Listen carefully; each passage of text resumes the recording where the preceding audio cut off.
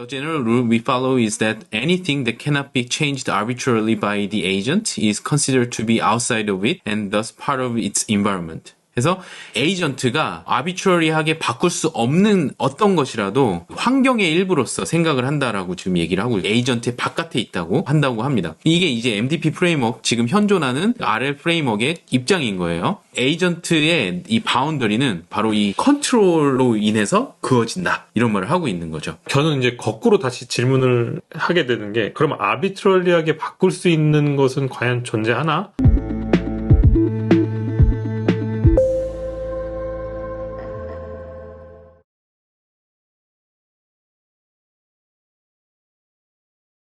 유아. 안녕하세요. 안녕하세요, 교수님. 예. 네. 잘 지내셨어요? 예, 뭐 시간이 막 그냥 화살처럼 지나가는데 네. 교수님도 톡하시느라 바쁘시고 강의하시느라 바쁘시고. 네, 학회에 좀 다녀오느라고. 오늘 이제 강화학습 마무리를 한다고 생각하니 들뜨네요. 저도 벅차요. 저희가 이렇게 중요한 주제를 포인트 다 잡아서 저희가 얘기를 했다는 것도 기분이 좋고 다시 돌려봐야겠지만 저는 요즘 저희 동영상을 출퇴근할 때 돌려보는 게 저의 취미가 됐습니다. 저도 그랬어요. 저도 마찬가지입니다. 네. 그래서 오늘 마지막으로 아마 이렇게 여태까지 이 강화학습의 기본적인 철학과 생각들을 다 정리해 주시는데 오늘은 그것을 기반으로 조금 더 신경과학적인 의미, 그로부터 발달된 AI 필드의 모델들 이런 것들을 설명해 주실 것 같은데 한번 너무 또 기대됩니다. 원래 저희가 RL 2번 녹화로 끝내려고 했는데 이제 4번째 녹화입니다. 네 번째 녹화고 PPT 섹션은 5번째 강화학습 모임입니다. 근데 또 이제 어제 다시 내용들 보니까 또 너무 재밌고 또 공부할 게 또 생기고 오늘 하여튼 너무 또 왜 이렇게 설레는지 모르겠네요. 네. 자, 생각할 거리들, 질문들부터 저희 원래 이 질문들을 중간중간에 넣으려고 그랬는데 시간이 없어서 스킵한 건데 그래서 오늘 4가지 질문을 제가 좀 같이 토의를 하면서 나가보려고 합니다. 어떻게 보면 다 좀 설레게 하는 질문, 이 질문들 때문에 제가 오늘 이렇게 설레나 봅니다. 자, 첫 번째 아주 큰 또 주제인데 이제 바운더리의 문제. 이제 MDP 문제에서 이 RL 에이전트와 환경 사이의 바운더리는 어디인가라는 질문이 사실 쉽게 생각하면 되게 쉬운 문제인데 그래서 제가 좀 이제 바로 그 교과서를 보면서 이 지금 있는 현존하는 RL 에이전트 그리고 RL 프레임워크에서 바운더리를 어디에 긋고 있는지에 대한 걸 보여드릴 텐데 이게 정말 이것밖에 없는지 아니면 다른 게 있을 수 있는지를 좀 같이 고민해봤으면 해서 이 문제를 처음으로 들고 왔는데 사실은 이 질문을 던지기 시작한 거는 그 앞에 이제 생존과 지능에서 제가 다뤘을 때 말씀드렸던 이제 저희가 지금 실제로 연구하고 있는 인터셉티브 AI라는 프로젝트를 하면서 이 질문을 던지게 됐었는데 이 질문을 나만 갖고 있었던 거라고 착각을 했죠. 근데 아니나 다를까 교과서에 언급이 돼 있더라고요. 그래서 이제 교과서를 좀 보여드리면서 하려고 합니다. 그래서 이 교과서에서 신기하게 제가 바운더리라는 단어로 이제 서치를 해서 이제 찾은 거예요. 여기 보시면은 이 바운더리라는 말을 이렇게 언급하면서 말을 한다는 것 자체가 지금 이 서튼 앤 바르토는 확실히 그러니까 생명과 지능 이런 관점에서 또 계속 고민을 했던 것 같아요. 애니멀 러닝의 어떤 관점에서부터 시작해서 그런지 분명히 고민을 했던 것 같습니다. 한번 보시면은 In particular, the boundary between agent and environment is typically not the same as the physical boundary of a robot's or an animal's body. 해서 이제 에이전트와 환경 사이의 바운더리가 사실은 우리가 쉽게 생각할 수 있는 인간이든 아니면 동물이든 혹은 로봇이든 이 피지컬 바운더리랑은 같지가 않다라고 이제 명확하게 좀 얘기를 하고 있고요. Usually the boundary is drawn closer to the agent than that. 그래서 에이전트에 조금 더 가깝게 이 바운더리가 그려진다라고 말하고 있는데 이 말은 뭐냐면 저희가 쉽게 이 애니멀이나 저희 뭐 쉽게 생각하면 저희 사람 바운더리라고 치면은 이 몸을 생각하기 나름인데 이 몸보다는 그러니까 몸 피부보다는 훨씬 더 이 에이전트에 가깝게 그려진다는 건데 RL에서 계속 그 데이비 실버도 얘기하는 에이전트 모델이라고 하는 게 어디가 환경이고 어디가 에이전트인지 에이전트는 정말 뭘 말하는지를 좀 더 가보겠습니다. If we apply the MDP framework to a person or animal, the muscles, skeleton and sensory organs should be considered part of the environment. 이렇게 말을 해요. 그래서 방금 말씀드렸듯이 이 몸을 생각하면 여기 나오는 이런 머슬, 근육, 그다음에 스켈레톤, 몸 안에 있는 이런 센서리 올간들이 다 내부로 생각이 돼야 될 것 같은데 여기 MDP 프레임워크에서는 여기 보시면은 environment의 파트로 생각이 되어야만 한다. should be considered 라고 해서 이제 환경의 일부로서 이거를 consider 하는 게 이제 MDP 프레임워크의 조건이라고 할 수가 있고요. Rewards to presumably are computed inside the physical bodies of natural and artificial learning systems but are considered external to the agent 라고 해서 보상도 실제로는 이 내추럴이나 아티피셜 러닝 시스템의 이 몸 안에서 뭔가 컴퓨트돼야 되는 것처럼 느끼겠지만 presumably 그렇게 생각이 되겠지만 이 MDP 프레임워크에서는 에이전트의 외부로 컨시더가 된다라고 말을 명확하게 하고 있어요. 그래서 저희가 이전에 계속 말씀드렸던 뭐 모델 프리나 뭐 이런 몬테카를로나 TD나 이런 거 할 때 계속 강조해 드렸던 게 이 에이전트는 환경에 대한 모델 아무리 안 가지고 있어도 거기 가가지고 그냥 환경이 주는 리워드를 수집하면 되는 거거든요. 그래서 그게 맞는 거죠. 이게 이 MDP 프레임워크에서는 에이전트의 바깥에 있어야지만 이게 모든 게 이게 설명이 됩니다. 그 다음 문장을 보시면요. The general rule we follow is that anything that cannot be changed arbitrarily by the agent is considered to be outside of it and thus part of its environment. 그래서 이 에이전트가 아비트러리하게 바꿀 수 없는 어떤 것이라도 환경의 일부로서 생각을 한다라고 지금 얘기를 하고 있고요. 그러니까 뭐 그 에이전트의 바깥에 있다고 한다고 합니다. 이게 이제 MDP 프레임워크 지금 현존하는 그 RL 프레임워크의 입장인 거예요. 그래서 맨 마지막 여기로 가면은 the agent environment boundary represents the limit of the agent's absolute control, not of its knowledge. 그래서 이제 에이전트의 이 바운더리는 바로 이 컨트롤로 인해서 그어진다.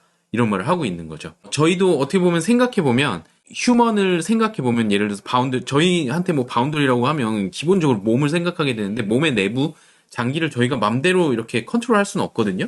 그래서 이 기준으로 하면 이 몸의 내부 장기 혹은 뭐 뇌까지도 하여튼 우리의 외부에 있는 게 맞죠.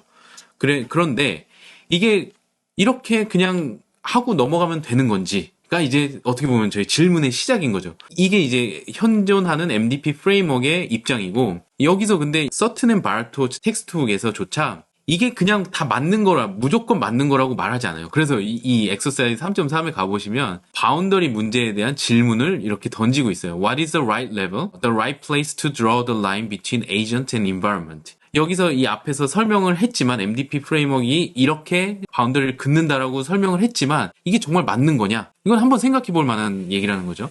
그 다음에 여기 On what basis is one location of the line to be preferred over another? Is there any fundamental reason for preferring one location over another? Or is it a free choice? Draw the line을 거기다 긋는 게 이게 맞는 거냐? 다른 것보다 더 prefer한 이유가 있냐? 그런데 뭐 펀더멘탈한 어떤 이유가 있는 거냐? 아니면 그냥 자유롭게 만드는 그런 자유로운 초이스냐?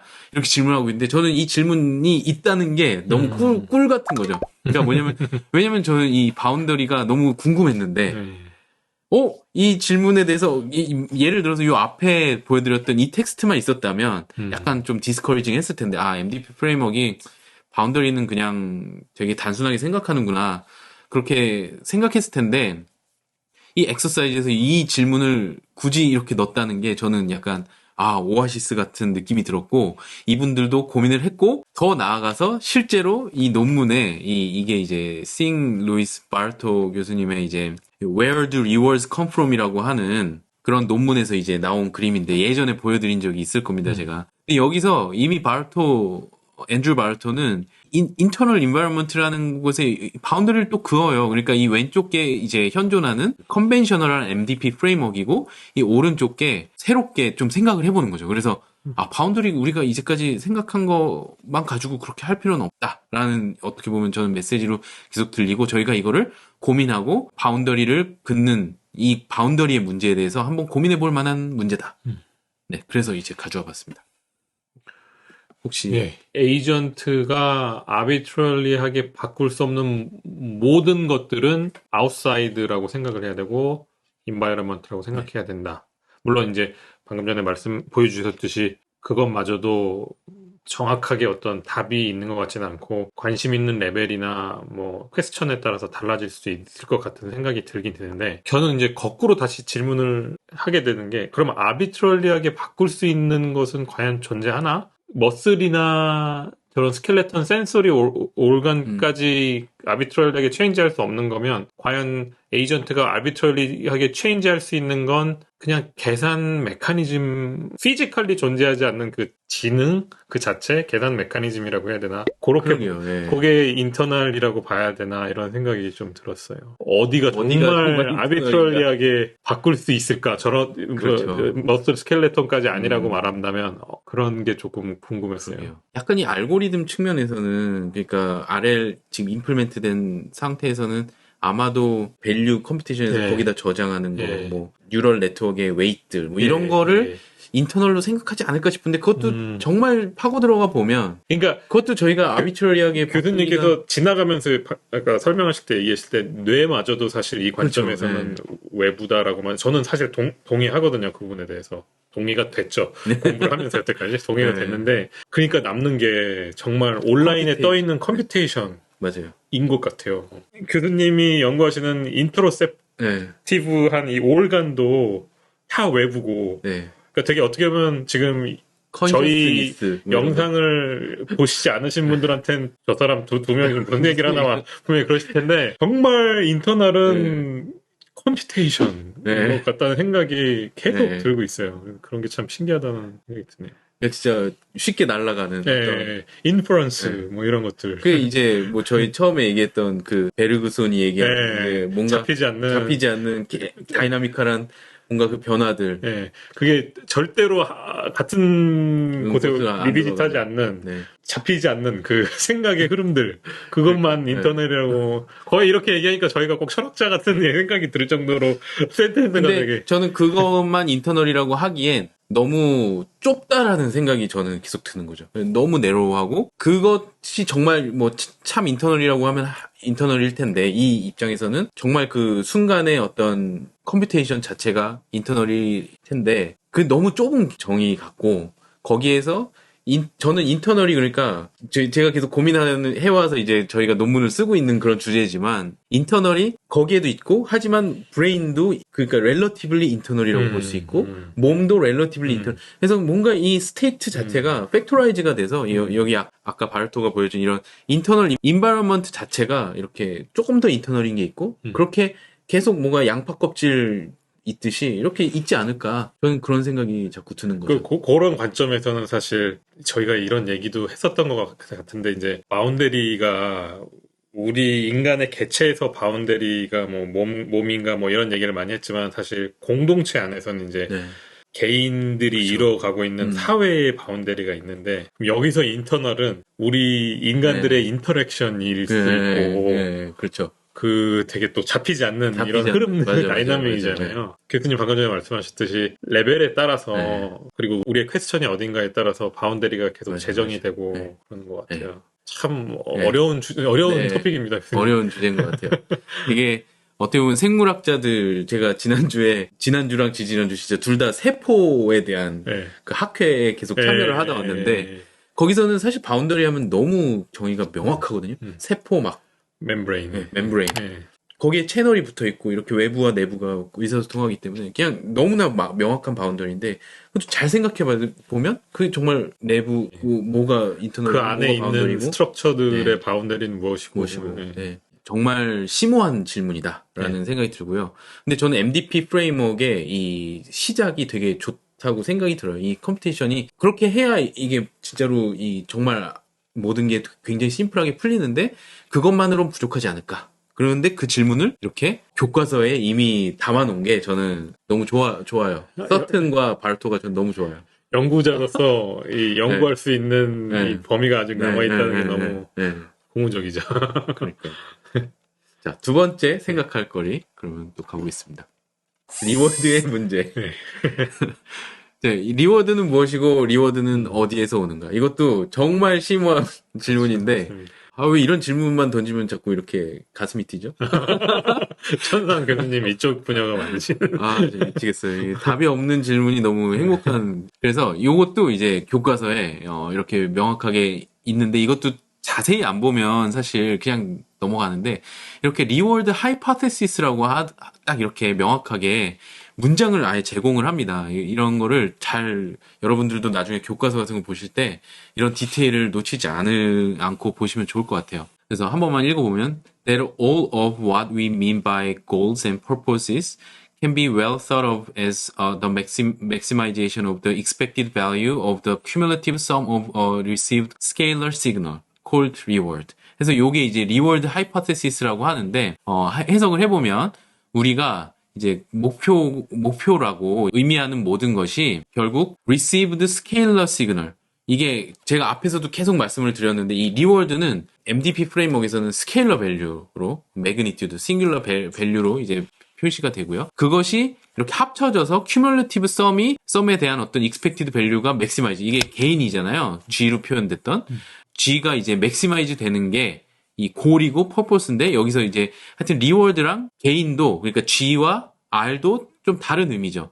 R이 이제 쭉 미래까지 합쳐진 게 바로 G고 그 미래 뭐 디스카운트를 하냐 안 하느냐는 이제 뭐 디스카운트 레이트이 이제 곱해져 있긴 하지만 하여튼 그게 이제 G랑 R인데 R 자체는 앞에서도 제가 여러 번 강조드렸지만 환경이 그 순간에 주는 이미디에이트한 스케일러 밸류 예요. 이게 이제 리워드 하이포테시스고요. 그런데 이것도 좀 생각을 해볼 것들이 있는데 이제 이 뒤에 쭉 읽어보시면은 여기에 It is thus critical that the rewards we set up truly indicate what we want accomplished. 해서 여기에 이제 점점 이게 어떤 걸 의미하는지가 나오는데 리워드가 정말 의미하는 거는 우리가 이 에이전트가 뭘 accomplish 하기를 원하는지를 셋업해 주는 게 굉장히 크리티컬하다고 나오고요. 그래서 여기 The reward signal is your way of communicating to the agent what you want achieved, not how you want it achieved. 근데 이제 여기서도 이제 몇 가지 포인트가 여기 다 담겨 있는데 첫 번째는 이 에이전트의 골과 리워드는 결국에 크리에이터, 디자이너가 이 에이전트가 뭘 어치브하기 원하느냐를 커뮤니케이트하는 그 방법이라고 말을 하고 있어요. 그래서 이 리워드가 정말 핵심적으로 이 MDP 프레임워크에서는 환경이 주는 게 맞아요. 네. 근데 이것도 이제 결국에 아까 그 논문에서 where the rewards come from이라는 논문에서 계속 질문 던지지만 리워드 정말 외부에서 오는 게 맞냐? 이런 질문을 할 수가 있겠죠. 그리고 여기 뭐 또 다른 포인트는 what you want achieved, not how you want it achieved라고 해서 이 RL의 굉장히 중요한 특징이죠. 어디로 가는지는 상관없고 뭐로 가든 뭐 어디로 가든 이제 거기에만 도착하면 되는 그런 거라는 걸 이제 강조해서 여기서 말을 하고 있습니다.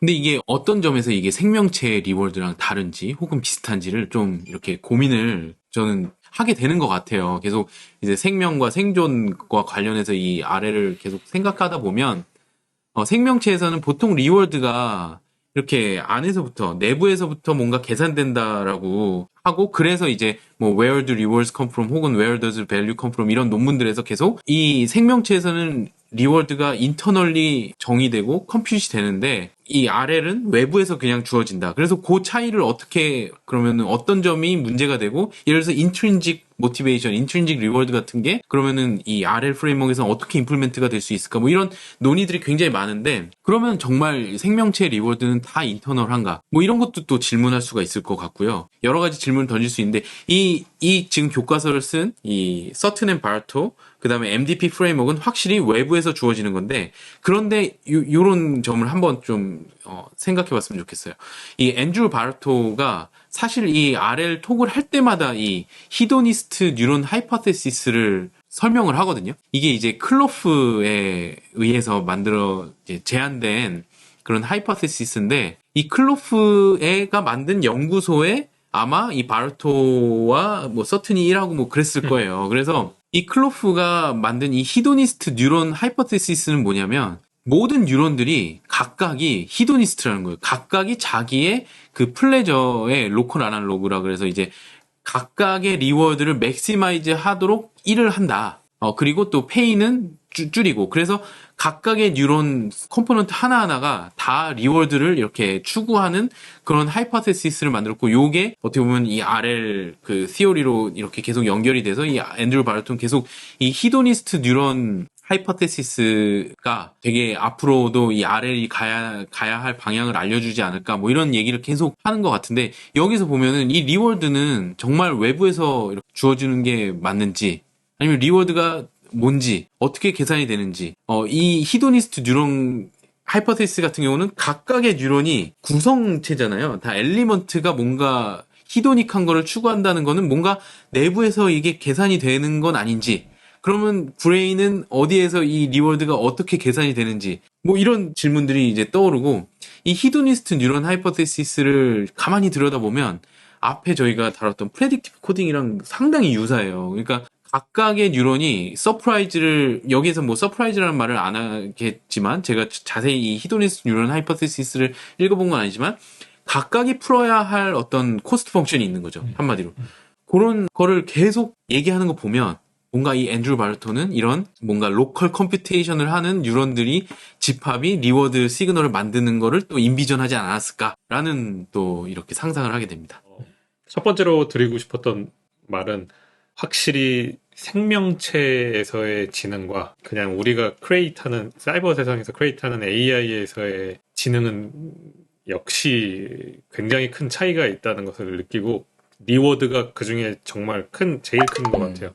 그러니까 지금 여기 마지막 문장에 보면은 요 에이전트는 생존 또는 생명을 정의하지 않아도 되는, 그냥 요 센텐스만 봤을 땐 생명이나 생존에 대한 어떤 컨스트레인트가 전혀 없는, 우리가 갑자기 갑툭튀로 만들어낸 에이전트처럼 느껴지고, 그러다 보니까 얘가 리워드가 꼭 외부에서 주어지는 것처럼 느껴지지만, 이제 실제로 우리가 교수님 이전에 강의해 주셨던 생존과 지능, 생명과 지능에서 말씀하셨던 이런 물리 세계에 넘어와서 지구의 컨스트레인트가 걸리는 모든 생명체들한테는 리워드는 이제 외부가 아니라 내부에서, 결국에는 생존이라는 궁극적인 목표, 생존이 이제 또 다른 말로는 여기서는 뭐 헤도니스틱 또는 플레저, 그리고 반대로는 페인인 것 같고, 결국에 이 생존하는 개체가, 아까 교수님 프레딕티브 코딩 얘기도 하셨는데, 프레딕티브 코딩에서 내 인터널 모델이 쏟아져서 들어오는 센소리 에비던스를 설명 못하면 그게 사실 굉장히 큰 페인이라고 저는 생각을 하고, 잘 맞추면 플레저라고 생각을 하는데, 결국에는 이렇게 내부에서의 생존과 가까워지면 가까워질수록 플레저하고 아니면 페인하는 이런 것들이 안에서부터 나오는 리워드니까, 그런 점들이 정말 사이버 세상의 그냥 에이전트와 생명체에서의 그 존재를 너무 명확하게 구분해주는 그런 틀인 것 같은데, 이걸 이해하는데 이렇게 시간이 오래 걸렸어요. 이런 개념이 존재한다. 여태까지는 지능이면 그냥 어떤 종간의 지능이 존재할 수 있다고 생각을 했는데, 이것도 사실 어떻게 보면 사이버 세상이 다른 종이라고 말할 수도 있겠지만, 지능이 이렇게 정말 그냥 메타버스에서의 지능과 우리 세상으로 넘어왔을 때 지능이 이렇게 다를 줄은 생각을 진짜 한 번도 제가 제 인생에서 한 번도 해보지 못한 생각들인 것 같아요. 저희는 정말, 저희가 피동적인 존재가 아니잖아요. 인간이. 뭐, 저희 애들한테도 그렇고, 저희가 뭔가 시키려고 그러면 사실 다 튕겨져 나가는 게 인지상정이고. 그래서 정말로 이 자발적이고 뭔가 그 인트린직한 모티베이션을 가진 내재적인 동기를 지닌 한 명 한 명의 개체들이 인간인데, 그런 면에서는 정말 달라 보이긴 하는데, 저는 또 그런 생각이 들었어요. 이게 예를 들어서 지금 여기에 U랑 에이전트와 이 디자이너의 수준이 같은 수준이 아니고, 그러니까 같은 레벨이 아니고, 피조와 창조, 예를 들어서 갓이라고 하면 그 차이라면, 예를 들어서 저희가 이 AI 에이전트한테 생존해라, 창세기를 약간 패러디하면서 생육하고 번성하여라, 뭐 이렇게 뭔가 그 고를 주면, 거기에서 나타나는 뭔가 그게 프라이머리 리워드로 있고, 나머지는 우리가 이렇게 피규어를 하면서 살아가는 뭔가 그런 게 지금 우리가 하고 있으면서 우리 서로의 이 레벨에서는 뭔가 굉장히 인트린직한 것들이 있다고 느끼는데 실제로 보면 what you want achieved가 뭔가 있어서 이렇게 또 되는 건 아닌가 뭐 이런 약간 또 상상까지 가는데 그러니까 저희가 인트린직하다고 생각하는 게 다 인트린직할까 또 이런 또 의문도 반대로 들어요. 저는 왜 이렇게 이런 질문 자꾸 하면은 오히려 연구에는 안 좋은 것 같긴 한데. 계속 그런 질문을 하시니까 사실 이런 중요한 생각도 하게 되고 그러는 것 같은데, 그러니까 저희가 항상 생명과 지능 얘기할 때도 끝에 가서 항상 대답을 못했던 하나의 끝에 있는 질문이 네. 뭐냐면, 왜 우리는 생존하고 싶은가? 맞아요. 근데 이제 그거는 어떻게 우리가 답을 할 수가 없고, 네. 그거는 사실 뭐 물리학자분들이 생각해보시면 뭐 빅뱅까지도 갈 수도 있고 어떤 시발점이라는 게 존재해야 되는 것 같은데, 일단 그런 신이 있거나 어떤 정말 우리가 알지 못하는 그런 시발점이 있어서 거기서부터 일단 생존을 하기 시작했으면, 그때부터 여기서의 U는 이제 내추럴 셀렉션이나 그런 진화적인 생존을 해야 셀렉션 해주는 그 메커니즘일 것 같고, 에이전트는 진짜 거기서 struggle to survive 하는 그런 존재로서. 저 U가 저희가 앞에서 얘기했던 뭐 이런 물리 법칙일 수도 있고 네이처일 수도 있고 하여튼 뭔가가 저희 수준보다 하나 위에 그러니까 뭔가 우리한테 임포즈 해준 고를 우리는 또 가면서 인트린직하다고 느끼지 않을까. 뭐 이런 약간 망상도 하게 됩니다. 그래서 하여튼 저는 MDP에서 이 말하는 리워드가 다 틀린 것 같지는 않다는 생각이 들고, 저는 그래서 RL의 뷰티는 정말 이 골이 하여튼 있으면 거기에 가는데 어떤 길을 가는 요 how you want it achieved를 스페시파이 하지 않는 게 결국엔 또 그런 내재적인 어떤 개인차와 어떤 내재적인 동기를 또 나타내게 해주는 건 아닌가. 하지만 그럼에도 불구하고 아직도 내부 환경에서 지금 RL은 다 외부 환경이 그냥 수동적으로 주니까 그것보다는 내부 환경이 만약에 또 아까 말씀드렸던 것처럼 양파처럼 있다면 거기에서 또 컴퓨트되는 리워드가 있지 않을까. 교수님이 여태까지 해주셨던 아마 이 강의는 9번째 그 편으로 나갈 그러니까 강화학습에서 9번째 편으로 나갈 것 같은데, 그 전에 해주셨던 내용들은 정말 AI에서의 강화학습 계산법들이었는데, 사실 생각해보면 뭐 앤드류 발토 교수님들은 다 이미 이런 생각들을 하셨지만 이런 얘기를 질문하지 않잖아요, 아래를 연구하시는 분들이. 근데 제 생각에 확실히 대답이 많이 안 되어진 퀘스천인 것 같고, 그런 의미에서 앞으로 RL이 한 단계 발전을 하려면 이런 퀘스천에도 좀 답을 해줘야 되지 않을까, 이런 생각이.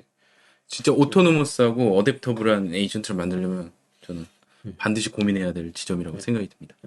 그래서 그 리워드 문제를 한 가지만 더 다루자면, 이제까지는 스케일러 밸류, 그 싱글 밸류로서의 리워드를 계속 얘기했단 말이에요. 아까 리워드 하이퍼테시스도 그런데 그거에 대한 얼터너티브가 이미 발표가 된 게 있고, 이게 Distributional Code for Value라고 해서 RL에서 이 밸류를 코딩하고 있는 이 브레인 시스템에서 하나의 스케일러 밸류가 아니라 어떤 분포로서 이거를 그 인코드하고 있고 처리하고 있다는 증거들이 나오고 있어요. 그래서 이 논문도 이제 보시면은 라스트 오서가 매튜 바비닉이고, 매튜 바비닉 잘 아시는 분은 아시겠지만 이제 딥마인드에 계신 분이고, 여기 데미스 하사비스도 있네요. 그래서 이 워크도 이제 어떻게 보면 딥마인드에서 계속 추구하는 이 뉴로사이언스 인스파이어드 AI를 추구하다 보니까 이런 하이퍼테시스가 나오고, 이 하이퍼테시스, 그러니까 컴퓨테이셔널 모델에서 하이퍼테시스를 만들어서 애니몰에 와서 검증했더니 정말 그렇네라고 한 굉장히 좋은, 어떻게 보면은 AI to 뉴로사이언스로 온 굉장히 좋은 예제가 되는 논문인데요. 조금만 자세히 설명을 드릴게요. 앱스트랙트를 한 번만 보시면은, We hypothesize that the brain represents possible future rewards not as a single mean, but instead as probability distribution effectively representing multiple future outcomes simultaneously and in parallel.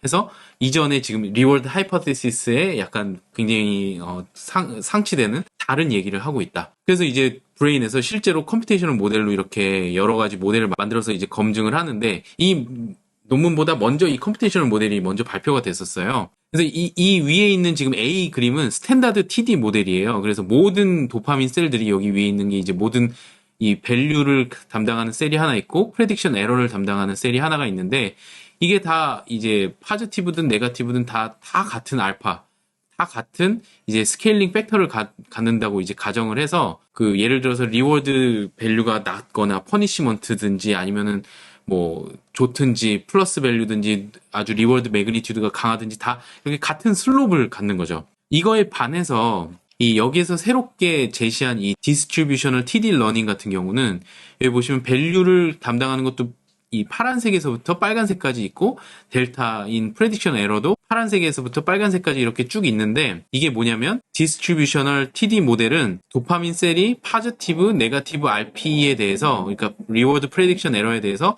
각기 다른 알파를 갖는다고 가정을 합니다.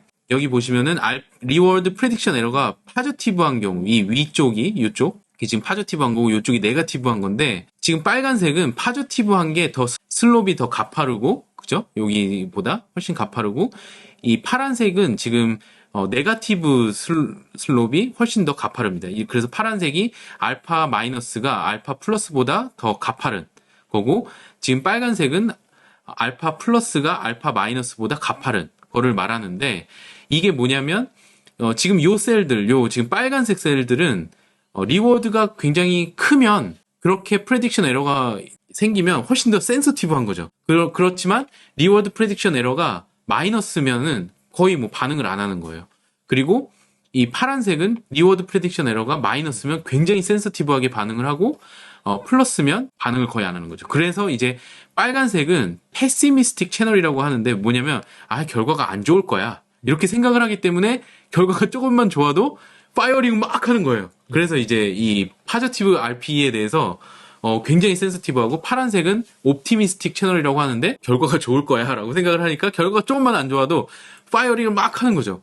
그래서 이렇게 이제 여러 셀들이 있을 거다라는 게 이제 가설이었고 이거를 실제로 동물에 와서 이제 검증을 해보는데 여기 실험이 뭐냐면 이렇게 리워드 매그니튜드를 여러 개를 줬어요. 그러니까 0.1에서 20까지 굉장히 다양한 그 리워드 이게 아마 물의 양이었을 텐데 이거를 이제 랜덤하게 이 주사위 표시는 늘 이제 랜덤니스를 말하는데 랜덤하게 이렇게 제공을 했고 그래서 이제 요거는 한 동물에서 여러 셀을 리코딩하기가 어려워서 이제 이거는 여러 동물에 걸쳐서 얻은 결과입니다. 이 결과를 보시면 x-액시스가 파이어링 레이트의 이제 차인데 요 중간 0점이 되게 중요해요. 0점이 뭐냐면 리버설 포인트라고 해서 RPE가 네거티브에서 플러스로 가는 그 지점을 말합니다. 그래서 지금 위에 있는 A의 관점에서는 이 리버설 포인트가 중간에 늘 있어야 되는 거고요.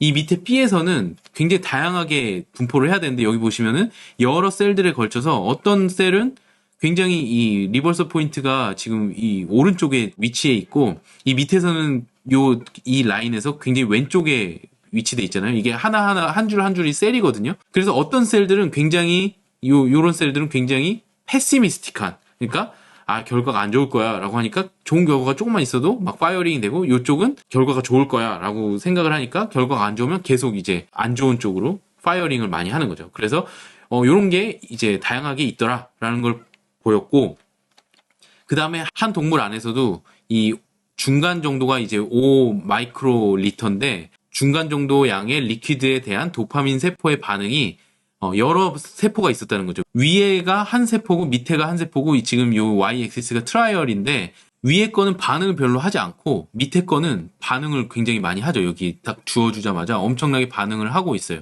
그래서 한 동물 안에서도 어떤 세포는 파이어링을 하고 어떤 세포는 파이어링을 하지 않는 그래서 이 논문이 이제 네이처 본지에 갈 수 있었던 게 컴퓨테이셔널 한 그 모델에서 이미 이전의 논문에서 이렇게 디스트리뷰셔널 TD 러닝을 하면 훨씬 더 안정되고 좋은 그 결과를 보인다라는 게 이미 발표가 됐었고 딥마인드에서 모델을 만들고 우치다 랩 나우시게 우치다가 이제 하버드에 굉장히 좋은 이 RL 연구실이잖아요. 로던트에서 연구를 하는. 그래서 이 G에서 실제로 세포를 봤더니 그렇더라라는 걸 밝힌 아주 이제 훌륭한 논문이라고 할 수가 있습니다. 그래서 이제 어떻게 보면 실제 브레인에서는 그 리워드 하이퍼테시스와는 조금 다른 방식의 컴퓨테이션을 할 수 있다. 그 리워드 하이퍼테시스에서는 스케일러 밸류, 늘 하나의 밸류로 리워드를 표상하고 이 모든 RL이 지금 다 그렇게 짜여져 있거든요. 근데 여기서는 여러 세포들이 어떤 세포는 굉장히 옵티미스틱하게 그거를 밸류를 이스티메이트하고 어떤 세포는 되게 패시미스틱하게. 그래서 뇌에서는 이렇게 하나의 밸류가 아니라 여러 가지 어떻게 보면 여러 가지 시나리오를 지금 그리고 있는 거예요, 뇌는. 몇 가지 질문이 있었는데 첫 번째로 저희가 RL 얘기할 때도 그렇고 도파민 연구 얘기할 때도 그렇고 항상 끝에 가서 그랬구나라고 생각됐던 게 뭐냐면 네게티브 프리딕션 에러 이게 네게티브 리워드 프리딕션 에러 그러니까 퍼니시먼트 같은 네. 거죠. 그거 네게티브를 코딩하는 뉴런이 있나? 이게 항상 없지. 포지티브지 항상. 그러면 도대체 퍼니시먼트는 어떻게 처리하지? 네. 라고 생각을 했는데 이거는 지금 퍼니시먼트는 퍼니시먼트는 아니에요. 이거는 다 리워드인데 리워드의 양을 좀 조절한. 그래서 그것도 또 다른 질문인데요. 사실 네 번째 질문이 그거예요. 퍼니시먼트는 같은 시스템인가? 다른 시스템인가? 근데 그럼 자기가 예상하던 것보다 덜 그렇죠. 주어지면 덜 주어지면. 그것도 사실 어떤 면에서는 퍼니시먼트로 그렇죠. 들리기도 어떤 하는데 면에서. 근데 그러니까 이거는 네게티브는 또 아니군요. 그냥 어쨌든 계속 포지티브 리워드가 주어진다 나의 익스펙테이션에 그렇죠. 비해서 그렇죠. 상대적으로 네거티브한 리워드가 주어지는. 그렇죠. 그러니까 네게티브 리워드 프리딕션 에러도 항상 네게티브한 어떤 퍼니시먼트가 주어지는 게 아닐 수도 그렇죠. 있거든요. 제가 또 잘못 생각했네요. 그게 첫 번째 질문이었고 두 번째 질문은 그러니까 그 네거티브 프레딕션 에러가 이제 worse than expected. worse than expected. 내가 예상했던 것보다 더 안 나와서 better than expected. 되게 흔하게 벌어지는 일이잖아요. 그렇죠. 그렇죠. 매일 어떻게 보면 여기가 훨씬 더 많이 일어나는 일들이라고 그렇죠. 생각하는데 그렇군요. 그리고 두 번째는 교수님께서 설명을 계속 중간중간에 지나가면서 얘기를 해주셨는데 이게 AI에서 먼저 개발이 된 건가요? 무슨 이름의 RL인가요? 여기 디스트리뷰셔널 TD 디스트리뷰셔널 RL인지 디스트리뷰셔널 TD 러닝. 네, 이게 딥마인드에서 먼저 그러니까 유립스였는지 아이클리언지 뭐 하여튼 이 AI 학회에 먼저 발표를 하고 이제 이런 논문이 나온. 그러니까 역시나 그분들은 이런 어떤 바이올로지컬 하이퍼서시스 없이 그냥 그렇게 만드신. 잘 모르겠어요. 이 딥마인드가 근데 워낙 뉴로사이언티스트들이 많이 또 계시고 하니까 그런 뭐 인스파이어들을 받고 먼저 알고리즘을 만든 다음에 실제 에비던스를 찾았을 수도 있겠는데 어떤 게 순서인지는 잘 모르겠지만. 이게 지금 이 모든 이제 그 AI 페이퍼에 대해서 내용을 잘 모르니까 이런 거 하나하나를 그럼 다 파라미터 튜닝을 해서 알아내서 돌리는 그런 알고리즘인지 이런 게 궁금해서 그게 컴퓨테이셔널리 아마 매니저블 하니까 다룰 수 있을 정도의 컴퓨테이션이니까 아마 그랬을 거예요. 네. 근데 그러니까 알파 플러스랑 알파 마이너스를 따로 하는 거는 좀 역사가 있는 걸로 알고 있고요. 모르겠어요. 저는 이제 임상심리를 하는 사람으로서 처음에 이 프레딕션 에러를 사실 처음에 접했을 때 알파 플러스와 알파 마이너스 당연히 달라야지 이렇게 생각을 했었는데 왜냐면 우울한 사람들의 학습 그 러닝의 어떤 스타일과 되게 다르거든요. 그랬는데 어떻게 보면은 그런 아이디어를 이제 더 구체화하고 이런 그 셀 레벨까지 에비던스를 찾은 되게 저는 중요한 논문인 것 같아요. 그리고 이제 계속 자세히 보니까 디테일들을 봤는데 요 그래프 지금 제가 여기다 하는 이 그래프를 보니까 밸류를 러닝 할 때도 요렇게 만약에 알파가 세팅이 돼 있으면 이 구간 안에서는 이 변화에 따라서 밸류가 그렇게 많이 차이가 안 나는 것처럼 보이더라고요.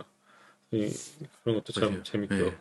그래서 셀마다 학습되는 그런 밸류 업데이트가 다 다르게 되는 약간 그런 맞아요. 재밌네요. 패시미스틱, 옵티미스틱 채널이라고 이름 붙인 게 참 재밌다고 생각합니다. 그래서 이런 질문도 한번 해볼 수 있다라는 거를 하고 또 넘어가 보겠습니다.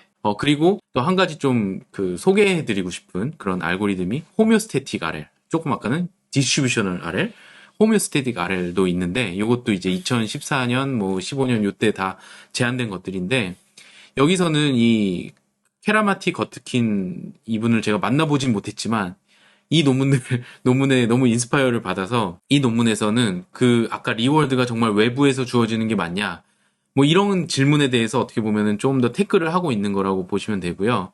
여기서는 이제 우리 몸의 내부도 이제 뭐 인바이먼트라고 볼 수 있겠지만 하여튼 이 피지올로지컬 그 디멘전을 둬서 예를 들어서 여기서는 템퍼러처와 글루코즈 레벨을 이제 가정하고 여기에서의 이 투 디멘전 상에서 어떤 셋 포인트를 만들어서 이 호미오스테이시스로 리워드를 정의하자라고 제안한 논문이고요. 이게 사실 별 큰 변화가 없는 것 같이 느껴질 수도 있는데 왜냐면 자, 여기 보시면은 이 셋 포인트가 H 스타고요. 이 H 스타에서부터의 디스턴스의 그냥 디스턴스 값이잖아요. 디스턴스로 이제 D가 정의가 되고요. 이 D의 차이로 리워드가 정의가 됩니다. 그래서 이 리워드 펑션을 그냥 D로 그냥 치환한 것 같은 굉장히 단순해 보이는 변화인데 이게 생각보다 많은 변화를 가지고 와요.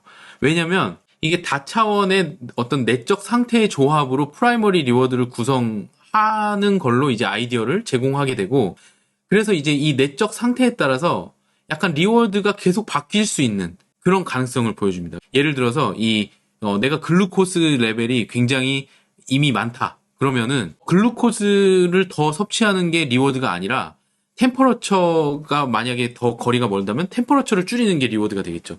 그래서 내적 상태에 따라서 그러니까 내 현재 상태에 따라서 리워드가 계속 변할 수 있는 그런 가능성을 주기 때문에 어떻게 보면 리워드 펑션 자체를 약간의 이제 트윅을 함으로써 굉장한 그 플렉서빌리티를 가져오게 되고 그래서 저희는 어떻게 보면 저희 연구실에서는 이 호메오스태틱 RL에서부터 그럼 인터널 스테이트라는 베리어블을 우리가 만들어야 되겠다 하고 인터널 스테이트는 그럼 어떻게 하지? 하니까 또 바운더리 문제가 나오고 하여튼 뭐 그런 식으로 계속 주거니 받거니 하면서 바운더리의 문제와 이 리워드의 문제 그리고 이 호메오스태틱 RL 왔다 갔다 하면서 이제 계속 고민을 많이 했던 것 같아요. 그래서 이 호메오스태틱 RL도 한번 생각해 볼 만한 문제라서 이제 가져오게 됐습니다.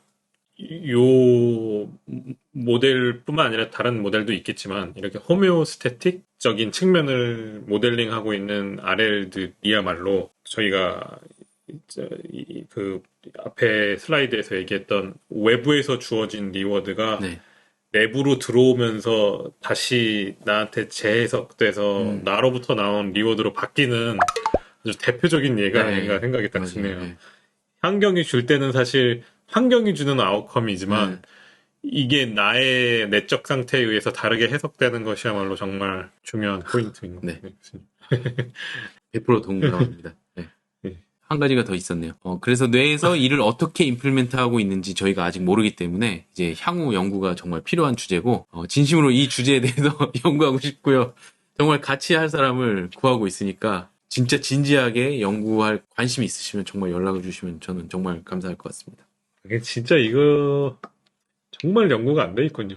네. 생각해보면 저게 정말 어떤 식으로 되는지 아무도 알지를 못해. 그러니까 요즘 들어서 이제 그런 인터널 오르간과 브레인의 관계에 대해서 뉴로사이언스에서 연구를 하는데 그거를 컴퓨테이셔널 입장에서 접근한 사람이 정말 없어요. 네, 없는 것 같네요. 그러니까 진짜 생물학에서는 인터셉션 많이 연구하거든요. 그리고 이 뉴로사이언티스트 각각이 있지 그걸 있는 어떤 컴퓨테이셔널한 접근을 가지고 인터로셉티브한 컴퓨테이션, 호메오스테이시스 어떻게 우리가 리워드 시그널을 만들어내는지 해야 될 게 진짜 무궁무진한 것 같습니다. 좋습니다. 네. 자, 생각할 거리 3. 인간은 도대체 어떤 알고리즘을 사용하는가? 혹은 뇌는 어떤 알고리즘을 사용하는가라는 질문에서 뭐 이제까지 저희 많이 배웠는데 온팔러시, 오프팔러시, 몬테카를로, 템포럴 디퍼런스 저희 뭐 TD는 이제 도파민 뉴런에서 한다는 게 어느 정도 밝혀졌지만 밸류 베이스드 RL, 폴리시 베이스드 RL, 모델 프리, 모델 베이스 너무 많은데 이거 뇌에서 도대체 어떤 알고리즘을 사용하냐 이런 질문 들 수 있죠. 그래도 많은 연구자들이 이런 질문을 계속 던지고 있고 지금도 연구하고 있고 한데 몇 가지 그냥 스냅샷들을 좀 보여드리려고 가져왔는데 이 중요한 이름들도 제가 알려드리고 싶었어요. 이런 나다니엘도, 존 오돌티 이분들 다 굉장히 중요한 분들이고 이 밸류 러닝에 있어서 굉장히 빅 네임들입니다. 이 왼쪽을 보시면 지금 저희가 이제까지 모델 프리, 모델 베이스 다 따로따로 이렇게 다 공부를 했잖아요. 앞에서. 근데 실제로 브레인에서 저희가 작동하고 있을 거라는 이제 시스템은 다 합쳐진 옴니버스 형태의 뭐랄까요? 인테그레이티브 된 그런 시스템을 갖추고 있을 거라고 생각이 들고요. 그렇게 다들 얘기를 하고 있고요. 여기 보시면 초록색이 모델 프리 시스템이고 보라색이 모델 베이스 시스템인데 이분들이 이제 하이퍼테시스로 이제 만든 거예요. 이렇게 초록색이 지금 모델 프리 시스템인데 요 지금 중간이 다 스트라이어럼이고요. 여기 도설 레터럴, 도설 미디얼, 벤트럴 스트라이어럼 해서 이렇게 스트라이어텀 선조체 영역인데 선조체에서 이제 이런 선조체 안에서만 해도 벌써 스테이트 밸류, 모델 베이스드, 모델 프리 시스템이 다 있고요. 콜텍스에서도 스테이트 밸류, 모델 베이스드, 모델 프리 시스템이 다 있고 여기 이제 아믹달라도 이렇게 여러 가지 뇌 영역들이 여러 가지 레인포스먼트 러닝 알고리즘을 다 프로세싱하고 있다라는 관점을 좀 전해드리고 싶었고 근데 이것조차도 굉장히 단순화된 지금 그림이라는 걸 조금 이따 보여드릴 텐데 여기서 이제 많이 이제 컨트레스트를 가지고 얘기가 되는 게 여러분들이 이제 논문을 읽어보면 이런 용어들을 보실 수가 있을 거예요. 이 모델 베이스드는 보통 그 뉴로사이언스 리터러처에서는 이런 딜리버레이티브하고 골 디렉티드 된 러닝 시스템으로 많이 얘기가 되고요. 초록색 모델 프리는 보통 리플렉시브하거나 헤비추얼 시스템이라는 말로 많이 됩니다. 그래서 이런 용어를 이렇게 보시면 이게 모델 베이스드와 좀 유사한 시스템을 말하는 거구나. 또 헤비추얼한 시스템 뭐 이런 걸 보시면 이건 모델 프리랑 비슷하겠구나 이렇게 보시면은 조금 얼추 맞는데 이것도 또 연구자마다 조금 다르게 사용하고 연구 필드마다 다르게 사용해서 유익 있게 잘 보셔야 됩니다. 그리고 실제로는 훨씬 더 복잡한데 이 모델 프리 강화학습만 해도 제가 요 논문도 한번 다들 읽어보시면 좋을 것 같아요. 그 Reinforcement Learning in Artificial and Biological Systems라고 해서 브루노 아버백 톡도 이 유튜브에 있어서 제가 링크를 달아놨고요. 여기 보시면 이분이 굉장히 오랫동안 그 RL 연구를 해오신 분인데 이분 텍스트에서 뭐라고 나오냐면 모델 프리와 모델 베이스드가 이렇게 되게 다 중요한데 모델 프리는 그래도 어소시에이션 베이스드 모델 그 레스콜라 와그너 모델 같이 그런 거에서 이제 뉴로사이언스가 많이 인스파이어를 받아서 많이 연구가 됐다. 하지만 모델 베이스는 우리가 정말 모른다라고 얘기를 하고요. 모델 프리만 해도 너무 복잡한데 하면서 이제 얘기를 풀어내는데 스트라이어럼이 다시 나오죠. 스트라이어텀에서 이 프레딕션 에러를 담당하고 그 프리프론탈 콜텍스 쪽에서 이 초이스에 대한 여기 보시면은 이 프론탈 스트라이어털 시스템이 굉장히 중요하고 프론탈 콜텍스는 가용한 선택지를 표상해주고 이 스트라이어텀은 밸류를 표상해서 이걸 가능하게 한다라고 말을 하지만 이게 그럼 달까 하면서 사실은 이게 이 굉장히 더 복잡한 그러니까 코리컬 스트라이어럼 달라모 코리컬 시스템 이런 굉장히 복잡한 루프의 일부로서 이게 존재를 하고 있고 그래서 요 앞에 있는 그림이 이제 실제로는 요런 복잡한 시스템의 일부이고 요것뿐만이 아니라 이 오른쪽은 지금 벤트럴 스트라이어럼에 조금 더 초점이 맞춰진 그런 오브젝트와 스티뮬러스 밸류에 대한 시스템에 대한 제안을 하는 거예요. 이게 다 밝혀진 그림도 아니고요. 이런 것 같다라고 말을 하는 거고요.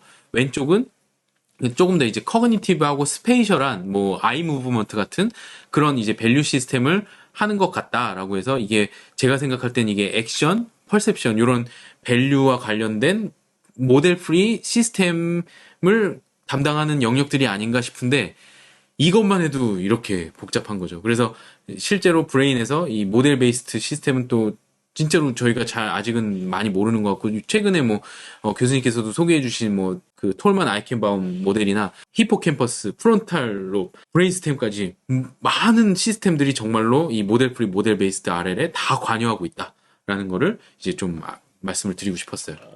물론 단순화됐고 또 이제 실제로 바이올로지컬 시스템을 보면 또 훨씬 더 어떤 컴플렉시티가 존재하는 것 같은데 저는 항상 좀 감탄스러운 거는 그래도 이렇게 앱스트랙트를 잘하시나. 그러니까요. 정말 맞아요. 딱 필요한 수준만큼 컴퓨테이셔널 모델링에 딱 필요한 수준만큼 모델링을 하셔가지고 이렇게 아주 그 에센스에 대해서 설명을 잘 해주신 것 같아서 이것도 정말 뭐 어떻게 생각해 보면 당연할 수도 있는데 이렇게 딱 이걸 매칭해서 보여준다는 게 절대 쉬운 일이 아닌데 맞아요. 이렇게 이 책이 참 무슨 책인지 저도 한번 찾아봐야 되겠다. 뉴로 이코노믹스. 뉴로 이코노믹스의 한 챕터이고 이분들이 컴퓨테이셔널 뉴로 사이언티스트들이잖아요. 실험을 많이 하시기도 하지만 실험보다는 좀 더 모델링 쪽에 특화되신 분들인데 그래서 그런지 정말 이런 앱스트랙트를 굉장히 잘하고 요 다음에 소개해드린 그 브루노 아버백은 조금 더 바이올로지스트예요. 그렇죠, 맞아요. 그래서 디테일을 되게 저는 브루노 벌백이 아래를 그렇게 대간지는 또 몰랐어요. 저도 잘 몰랐어요, 사실. 원키 연구와 네. 뉴로피지올로지 쪽에 대가라고 생각했었는데 또 아래 쪽에도 네. 대가시군요. 또 한 가지 코멘트는 교수님 저희 계속 빼먹고 있는 스트럭처가 여기 등장을 하기 시작했어요. 아미그달라. 아미그달라. 네. 저희가 여태까지 물론 저보다 우 교수님께서는 더 중요하게 생각하신다고 알고 있는데 저희가 여태까지 뭐 의도적으로 뺀 건 아니고 너무 다른 주제들이 많아서 얘기를 못했는데 이 아미그달라의 존재와 컴퓨테이셔널한 그 롤에 대해서 저희가 한번 또 다뤘으면 하고 맞아요. 이게 뭐 사실 네오콜텍스처럼 진화적으로 새로운 브레인이라서 저희가 덜 다뤘던 게 아니잖아요. 사실 그렇죠. 제일 올드 브레인인데 저게 그렇죠. 저거야말로 정말 사실 존재의 가치에 어떤 분명한 이유가 있을 텐데 저 부분에 대해서 저희가 얘기를 안 했다는 생각이 번쩍 들었습니다. 요 뒤에 요 그림에도 지금 아믹달라가 다 네, 있습니다. 네, 네. 이게 오브젝트와 스티뮬라의 밸류에 굉장히 중요한 네. 이 브루노 아버백도 계속 아믹달라 얘기를 많이 합니다. 참 그게 또 히포캠퍼스랑 딱 붙어 있다는 그 사실도 정말 저는 개인적으로 그 모든 컴퓨테이셔널 메커니즘에 대해서 모를 때 박사 과정생 때부터 저게 저렇게 두 개가 붙어 있으면 분명히 이유가 있어서 붙어 있을 텐데 그냥 뭐 감정의 어떤 중추로서만 생각을 해왔지 어떤 이게 정말 중요한 컴퓨테이셔널 기제일 텐데 그 부분에 대해서 시간이 빨리 논의할 수 있는 시간이 왔으면 좋겠네요. 그리고 마지막으로 이거는 진짜 간단하게만 제가 말씀드리고 지나갈 건데 최근에 이런 다크 컨트롤이라고 해서 이 다닐로 부스독이 이제 디폴트 모드 네트워크도 강화학습의 이 프레임워크로 우리가 해석할 수 있다라고 해서 엄청나게 이 다 수식들까지 이렇게 해가지고 만들어 놨어요. 이게 뜬금없는 얘기 같지가 않아요. 읽어보면. 그래서 이것도 한번 뭐 생각해 볼 만하다. 그래서 디폴트 모드 네트워크가 사실 최근에 굉장히 좀 인기를 얻었었잖아요. 스판테니어스한 어떤 브레인 다이나믹스나 뭐 스판테니어스 핫이나 하여튼 아니면 인터셉티브 컨트롤이나 굉장히 많은 역할을 하는데 셀프 관련된 뭐 프로세스도 하고 근데 이것도 이제 이런 컴퓨테이션으로 해볼 수 있는데 이건 뭐 하이퍼테시스 수준이라 제가 자세히 설명은 안 드리겠습니다. 그리고 이거는 이 레인포스먼트 러닝에서 인스파이어를 받아서 이 밸류 베이스드 디시전 메이킹이라고 하는 분야가 이 컴퓨테이셔널 뉴로사이언스와 뉴로사이언스 분야, 커그니티브 뉴로사이언스 분야에 엄청 커졌었거든요. 그 시작의 세미날 페이퍼 중에 하나예요. 2008년 벌써 14년 전에 이제 나온 논문인데 어떤 오브젝트가 주어졌을 때 그 오브젝트를 어떻게 레프리젠트하고 밸류에이션하고 액션 셀렉션 해가지고 이렇게 디시전 메이킹을 하는지에 대해서 이렇게 굉장히 다른 뭐 파블로피안 헤비추얼 골 디렉티드 시스템을 이렇게 만들어서 이거는 또 이제까지 모델 프리 모델 베이스드랑은 조금 또 결이 조금은 다른데 다 연결이 돼 있거든요. 그래서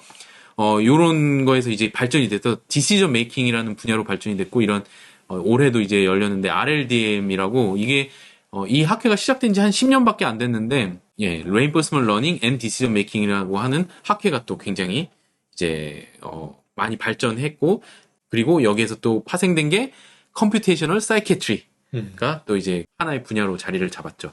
그래서 이 Reinforcement Learning이 휴먼 뉴로사이언스, 커그니티브 사이언스로 들어와서 굉장히 많은 분야를 만들었고 또 융성하고 있다. 를 말씀드리고 싶었습니다.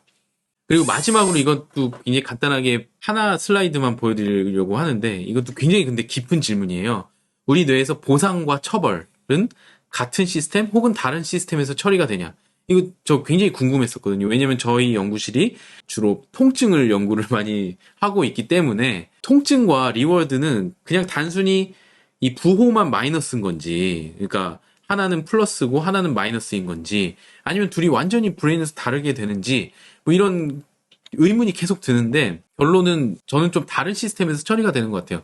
그 증거 중에 하나가 요 2014년에 제가 있었던 그 토어 웨이거 연구실 또 매튜 로이도 제가 있었을 때 이제 포닥이었고 그래서 제가 토어 웨이거 연구실에 박사를 하는 동안 이제 나온 논문인데 그래서 요 논문이 발전하는 분석되고 발표되는 거 다 처음부터 봤었는데 굉장히 흥미로웠습니다. 근데 이 논문에서 발표를 한 게 이 PAG라고 하는 이제까지 또 언급하지 않은 새로운 브레인 영역인데 페리 아크와닥탈 그레이라고 통증에서는 굉장히 중요한 영역이에요. midbrain의 가장 위에 있는 midbrain 영역인데 G에서는 저 영역이 굉장히 큽니다. 그리고 G에서는 저 영역의 뉴클라이 하나하나를 액티베이트 시키면은 이 flight or fight 액티베이션이 그냥 바로바로 행동이 보일 만큼 굉장히 그 중요한 영역인데 이 영역이 이 aversive prediction error를 담당한다. 그러니까 아까 말했던 reward prediction error와는 다른 시스템이 aversive prediction error를 표상하고 있다는 이제 그런 제안을 했던 논문이고 이것도 근데 뭐 완벽하게 밝혀졌다기보다는 이런 이제 가설이 있는 거죠. 그러면 또 도파민 시스템이 여기 관여를 하는 거냐 아니면 또 뭐 다른 오피오이드 시스템 같은 게 관여를 하는 거냐 아직 잘 몰라요. 그래서 이것도 이제 질문이 좀 더 대답이 돼야 되는 그런 질문들입니다. 그래서 아까 리워드 러닝 시스템과는 사뭇 다르죠. 이 지금 오른쪽에 있는 것도 다 모델 프리 시스템인데 굉장히 다른데 가장 다른 게 이 PAG고 결국에 이 스트라이럴 vs midbrain 시스템 어떤 의미일까? 아직 모르지만 굉장히 궁금해요. 이 예를 들어서 리워드 프레딕션 에러는 스트라이럴 시스템에서 되고 그러면 어버시브한 자극은 midbrain에서 되는 건지. 근데 이 어버시브한 자극을 처리하는 이 midbrain 시스템이 엄청나게 많이 발전돼 있거든요. 그래서 이것도 이제 뉴로사이언스에서는 지금 핫 토픽입니다. 아, 이런 쪽은 또 저한테 너무 새로운 정보들이라 재밌게 듣고 있는데, 물론 이제 저희 센터, 성대 센터에서 페리 에퀴덱탈 그레이 네. 쪽을 연구하시는 분들이 톡을 하셔서 존재도 알고 뭐 중요한 스트럭처가 네. 정도로만 알고 있었는데 오늘 또 이렇게 들으니까 또 정리가 또 되네요.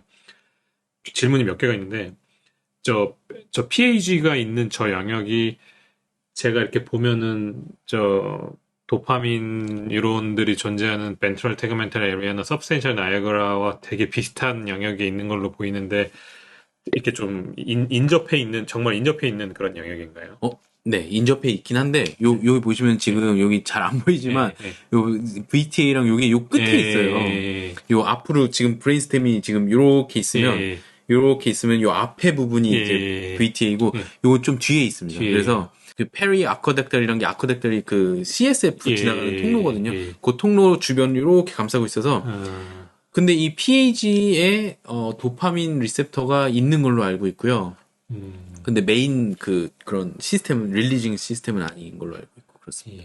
어쨌든 그래도 굉장히 인접한 영역에 인접하죠. 존재하니까 그렇죠. 보면은 결국에는 포지티브, 네게티브 리월드 프리딕션 에러가 절대로 막 완전히 다른 시스템일 것 같진 않고 스트럭처가 그렇죠. 좀 다르다는 거는 확실히 알겠고 두 번째는 교수님께서 이미 적어주셨지만 스트레이럴 vs 미드브레인 시스템이 어떤 의미일까 할 때 저는 어떤 생각이 들었냐면 어쨌든 이 하급 동물한테는 생존이 제일 먼저 뭐 인간도 그렇지만 제일 중요한 제1 목표인데 내가 기쁘지 않아도 내가 생존의 위협을 받는 건 가장 먼저 그거는 없애야 되는 네. 그런 팩터들일 것 같고 그리고 나서 이제 나의 플레저에 대해서 생각을 해도 될 것 같다는 생각이 드는데 또 반대의 생각은 이제 내가 조금 더 이제 엘로스테틱한 그런 기제를 갖고 있다면 이제 단순히 순간순간 닥쳐오는 저런 어버시브 자극들을 어보이드 그러니까 이렇게 없애는 수준이 아니라 이제 내가 어떻게 행동을 해야 나의 생존에 도움이 되는가의 의미에서 조금 더 포지티브, 플레저한 그런 시스템을 갖게 될 것 같은데 그러다 보니까 근데 이제 중요한 건 그럼에도 불구하고 이 PAG가 이제 인간 또는 쥐에서 이렇게 고등 인지 영역과 또 연결이 되어 있는 걸 보면 또 색깔이 되게 다양한 것 같은데 어쨌든 간에 제가 드리고 싶은 말은 저 PAG 어벌시브 프리딕션 에러가 먼저 뭔가 고착화 됐을 것 같다는 생각이 들고 그것을 담당하는 시스템이 네. 그리고 나서 저 스트레이텀이라는 어떤 그런 기제가 생기고 그 위에 네오콜텍스가 쌓이지 않았을까 이런 생각이 잠깐 했었어요. 그래서 이게 조금 더 어쨌든 간에 이 위치라는 게 별게 아닌 것 같아도 네. 진화적으로 분명히 어떤 이유가 있으니까 그런 식으로 그레디언트를 보이면서 발달했을 것 같고 세 번째 질문입니다. 네. 교수님. 교수님께서 사실 이 분야의 전문가이시니까 더 질문이 드는데 교수님도 이미 이미 교수님께서 쓰신 페이퍼에서도 그냥 물리적 페인이 아니라 약간 소셜리 리젝티드 될 네. 때 페인 그런 거 다 사실 어떤 의미에서 다 퍼니시먼트잖아요. 그쵸. 그러니까 물리적인 페인이 있을 때 활성화되는 뇌 영역이랑 그렇게 좀 다른 모달리티의 페인이 왔을 때 활성화되는 영역이 다른 것으로 알고 있는데 완전히 다른 시스템이 아니면 좀 겹쳐져 있는 부분도 겹쳐져 있는지. 있죠. 네. 그렇군요. 겹쳐져 있는데. 그럼 그런 부분이 어느 부분이 조금 잠깐 그냥 러프하게 소개시켜 줄 수 있나요? 어벌시브한 감정적인 그런 네. 고통, 감정적인 굉장히 어벌전과 어벌시브한 필링과 이제 육체적으로 몸이 아픈 거랑 이제 겹치는 그런 질문이신데 그것도 이제 저희는 콜텍스 수준에서만 많이 이제 봤는데 콜텍스 수준에서는 뭐 많아요. 인슐라 뭐 그 포스테리어부터 엔테리어까지 다 이제 동시에 액티베이시 되고 ACC도 지금 여기 보이는 AMCC 뭐 이런 영역들 다 액티베이시 많이 되는데 대신에 이제 제가 이제 2014년에 냈던 논문에서는 그 두 개가 패턴 수준에서 보면은 다르다. 콜 로컬라이즈 돼 있긴 한데 실제로 뉴런 수준에서는 좀 다른 것 같다라는 게 이제 발표였고 그 논문의 주된 내용이었어요. 그래서 뭔가 분명히 비슷하게 처리하는 것 같아요. 근데 그 감정적인 고통을 육체 고통으로 착각하진 않는다는 거죠. 네, 브레인. 퀄리테이티브 이렇게 계산적인 측면에서 네. 분명히 뭔가 좀 결이 틀릴 텐데 네. 영역은 겹치는 데도 있고 다른 네. 부분도 있다. 어떻게 보면 그런 대답들이 사실 질문에 대한 답이 조금 네, 되는 그럴 것 수도 같기도 있을 것 같아요. 네, 맞네요. 재밌습니다. 네. 그래서 이런 것도 다 지금 다 생각할 거리들이기 때문에 답이 있다기보다는 좀 저희가 앞으로 시간을 두고 생각하면서 연구의 중요한 질문으로 삼았으면 해서 이제 가져왔고요.